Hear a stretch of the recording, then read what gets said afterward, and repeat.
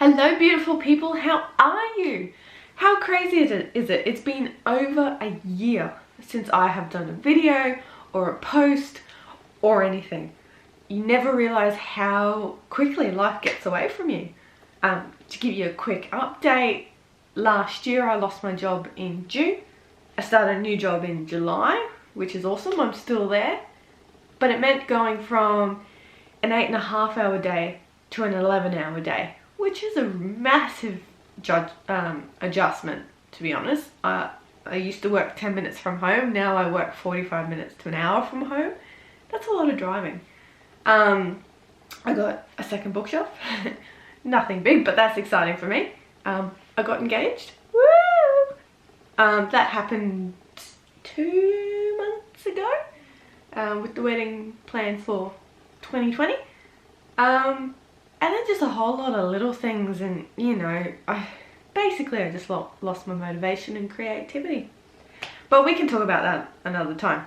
Now, I've had hay fever and a bit of a cold over the past week, so we are now in spring in Australia, and it went from 14 degrees during the daytime to 34 degrees, which is summer weather.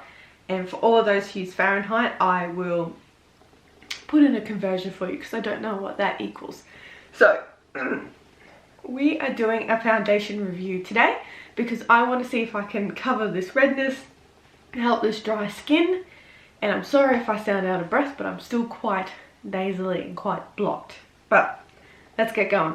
So this week I'm going to be trying the Revolution Conceal and Define Full Coverage Foundation. Normally I don't use a full coverage, but I want to see how it's going to go with all my redness and my dry skin and all the, you know, yuckiness from a cold. And also it was $18. Like, I can't pass that up. That's really cheap. And also, you know, cruelty free and vegan. So you might recognize the name. Revolution used to be Makeup Revolution. It's exciting now that they are in our drugstores, so I don't have to buy it online. I can actually walk into the shop and purchase one.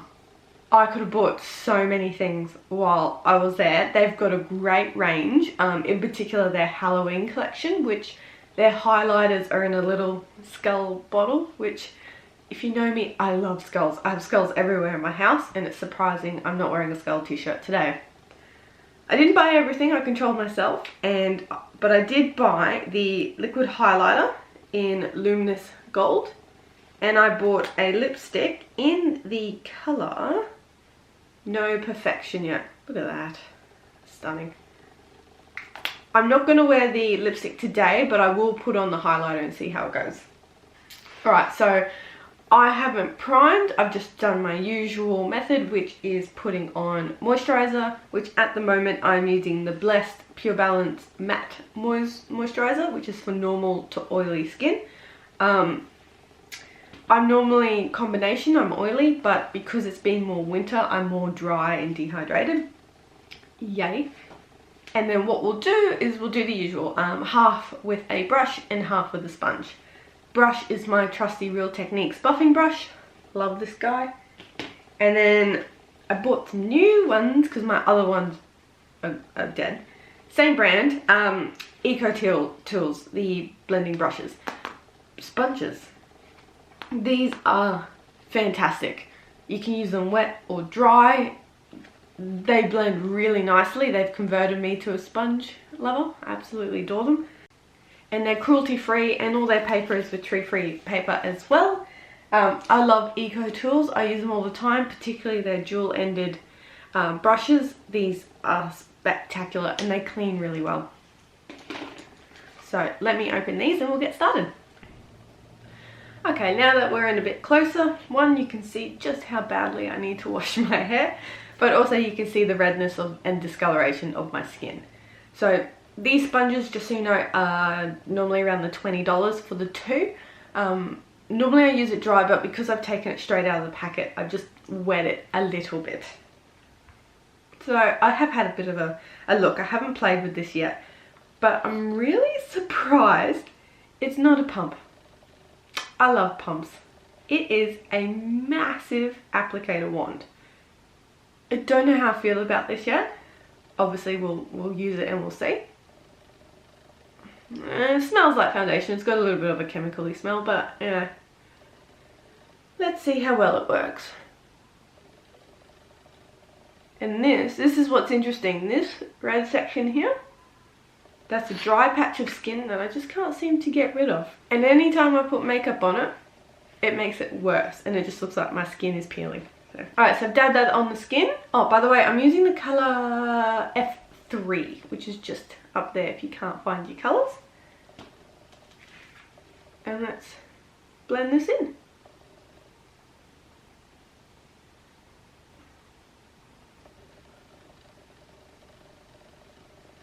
I feel like this is drying quite quickly, so I need to move it.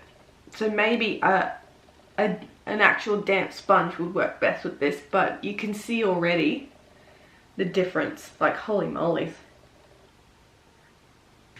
That's actually really nice. It is full coverage, but it doesn't feel heavy. Like, it actually feels lightweight. It doesn't feel like I'm wearing much at all.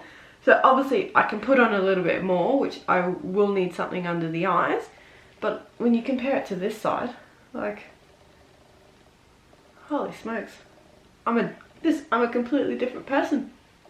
Very pale. It's probably a little bit too light for me, but that's the story of my life actually. I'm very pale to begin with, so me. Alright, let's do the other side with the brush. So I had to put on a bit more than I thought.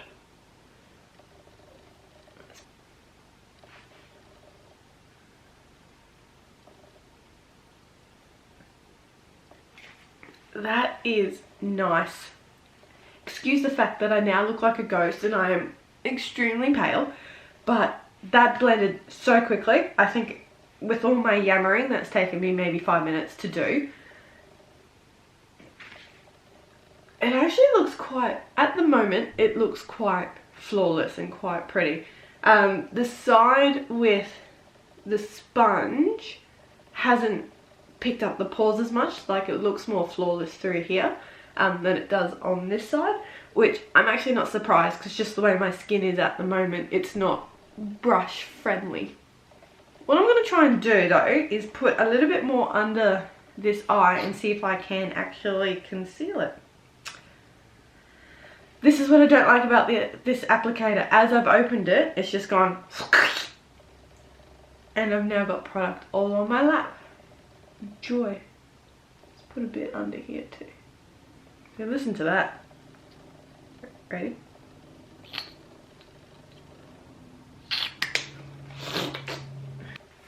It's also why I like these sponges. This is a really nice angle to get under the eye.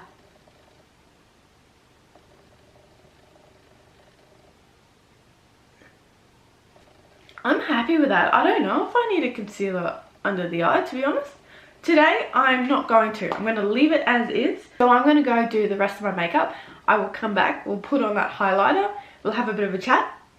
And then we'll continue on. I'll be back. Alrighty, so I'm back. So I haven't done too much today. I've just done a little bit of bronzer, a little bit of blush, you know, mascara.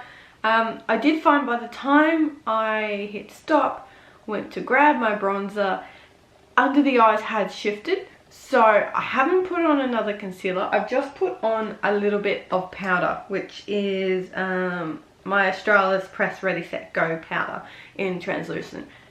I haven't done much, and that's just mainly because my skin is so dry that when I put powder on, I can feel it gets all tingly because it's too much. So I've just put a little bit on under the eyes and over the nose just to stop the foundation, from shifting. So we'll see how that goes throughout the day. But tomorrow I might put on a concealer for my usual wear. Alright, so last thing we need to do is I want to try this liquid highlighter. So it's in a little eye droppy thing. I'm just going to put a couple of dots. Ooh, just the little dots make me excited. Okay.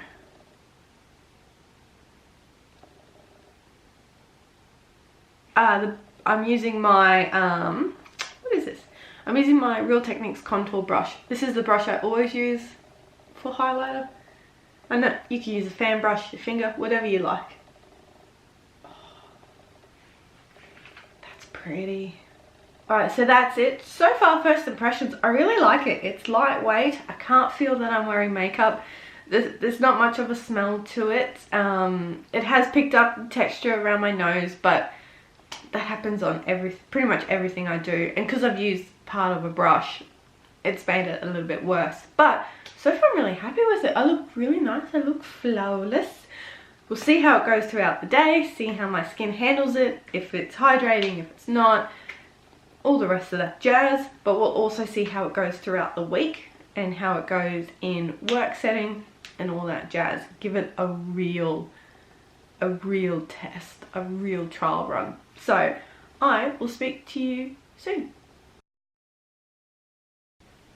Alrighty, so it's been 6 hours now and we've had some separation issues, mainly through the nose. Like, I have been able to wipe most of it off, but before then it really exaggerated the pores and any texture that was on my skin, and it was noticeable through the side here that it was disappearing. It's also creased under the eyes, so it's made me look more tired and had extra lines. So tomorrow I'll definitely put concealer on and a little bit more powder and see if that's going to make it stay. And my red spots have shown through, and that's just because it's worn away. And that's because anytime I touch my face, it's transferring off and it's feeling very oily. So in terms of how it looks, the side with the brush hasn't done very well. It's just sat on top of the skin, where the side with the sponge, it has actually worked its way in. It looks a little bit more flawless and it's lasted a bit nicer. The highlight still looks really nice though, I must say. Though it's worn away on this side of it. So tomorrow I go to work, so we will just do the whole face with the sponge. Let my moisturizer maybe sit for a little bit longer before I apply, and do my usual routine and see what it's going to do after like a 12-hour day. And then obviously we'll try a few other different things throughout the week if I still can't get it to work on my nose or if it's wearing off. So I will see you tomorrow and we'll see what happens. Good morning, beautiful people. It is day 2 and I'm running a little bit behind schedule because it is 6:30 and I normally leave at 6:30. But I wanted to quickly touch base and let you know that this morning we seem to be traveling a lot better than yesterday. And what I did was my usual process, which is I put my moisturizer on, then did my hair, and then started my makeup. And that just gives the moisturizer more time to actually settle into the skin and work into the skin. So I'm looking nice and flawless this morning. It's not showing much of the pores and it's reduced most of the redness. So fingers crossed that, haven't put my ring on. Fingers crossed that it will last for the whole day. I feel like I may need to blot at some points, but I'll check in with you in about 11.5 hours. I'll see you soon. Holy smokes, the last 48 hours have been hectic and I'm sorry for not checking in at all. So let's just get straight to the makeup and have a chat about what happened yesterday. So yesterday I was quite happy with how the makeup looked. I did have a bit of transfer issues. It did disappear off the nose, which is very common for me. I'm very oily through that bit. You can see I've had the same issues today, and where I touch my face, particularly leaning on my chin, I've taken all the foundation off and it's a little bit shiny through my forehead, which is standard. If I wanted to, I could use a primer, but I have found that makes the situation much worse, particularly over my nose. My dry patch of skin today is very noticeable, and the foundation made it look like I had a drawing on there, and no matter what I did, the foundation just clung to the dry skin and I couldn't get rid of it. So before I get to my final thoughts on this foundation, let's actually have a look at what it's supposed to do.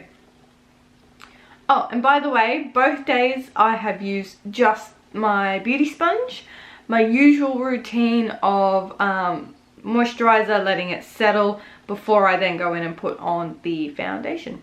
So according to the website, This is a lightweight yet buildable coverage in 50 skin true shades, and it's designed to suit every skin type and tone. I don't think it is suitable for every skin type just because I have combination, so I feel maybe the hydrating version of this foundation might have worked better for me, you know. But it's definitely lightweight, it's definitely buildable, and it does have good coverage, I will agree with that. It's supposed to dry down to a long lasting demi matte finish that won't settle into fine lines or cling to dry patches. Well, the demi matte finish, yes, definitely. Settle into fine lines. What do we think? I don't really have many fine lines, to be honest. I would say it probably didn't. Oh, maybe, no. No, actually, I would say that's quite true. I don't think it settled into any fine lines. Not around the mouth or around the eyes. My concealer did crack a little bit around the eyes, but you know, that's fine. Not cling to dry patches. That's a definite flop. It has clung. It made it obvious. This looked tragic. I had to try and do an emergency exfoliant session during the day just to try and help remove it. Long lasting.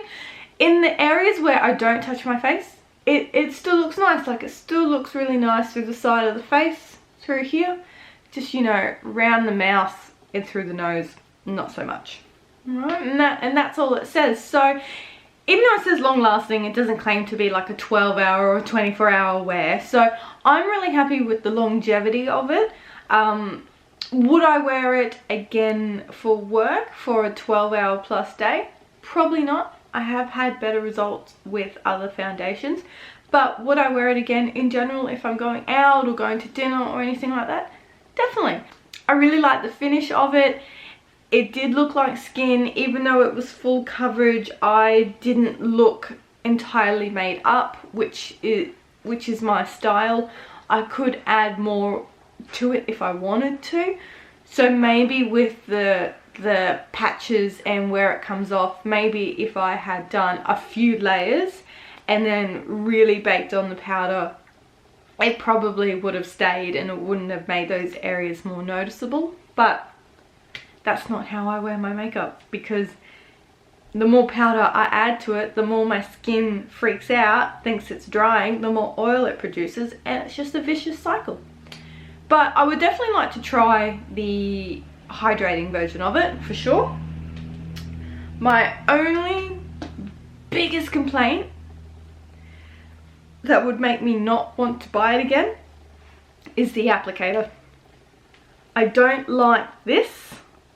I don't like, it's messy. I don't like this. I don't like having to put it on my face using this or on my sponge or on my hand, and putting it in and out of this bottle, it's just messy. And I've had stuff go places if, you know, you're in a hurry and just whip it out. So that's the one thing that's putting me off. But overall, definitely looks nice. Definitely something I could wear for a couple of hours. My skin still looks nice when I take it off, like it's not affecting it. Not the best I've ever had, but definitely not the worst. I've had much worse. But the fact that it's $18, cruelty free, vegan, no parabens, all the rest of that hoo-ha, it's definitely good value for money, and it still gives you a good finish. So that's it, guys. I hope you liked the video. I hope you got some good information out of there. Now, I am back in the game. I've got some more videos lined up. I'm going to be talking about products as well as ingredients. So things like activated charcoal, coffee, why are parabens and sulfates bad. So if there's anything you'd like me to talk about or any products you want me to talk about, let me know in the comments below. Otherwise, have a lovely day and I'll see you again soon. Bye.